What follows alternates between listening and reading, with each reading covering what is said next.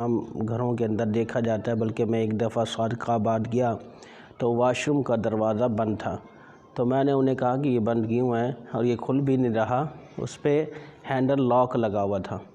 تو انہوں نے کہا جی یہ مخلوق ہوتی ہے جو اندر داخل ہو جاتی ہے، اس لیے ہم دروازوں کو بند کر دیتے ہیں، ڈور کو بند کر دیتے ہیں۔ تو میں نے سوال کیا کہ جو جنات ہیں وہ تو سوئی کی نوک کے اندر بھی داخل ہو جاتے ہیں، ہوا کی طرح ہوتے ہیں، اور ہوا آپ کو پتہ ہے کہیں سے بھی کراس ہو جاتی ہے۔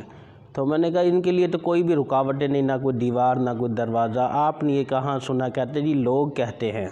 یاد رکھے گا ہمارے ہاں بھی بہت ساری جگہ پر واش روم کا دروازہ، اٹیچ باتھ روم عمومی طور پر بند رکھا جاتا ہے، کھولنے سے وہ کہتے ہیں کہ ہوائی مخلوق جنات جو ہے وہ داخل ہو جاتی ہے۔ یاد رکھیے گا عمومی طور پر شہروں میں جنات نہیں ہوتے روشنی کی وجہ سے، یہ ویرانے میں یا کوئی ایسی جہاں پر لوگ نہیں رہتے وہاں یہ بسیرا کر لیتے ہیں۔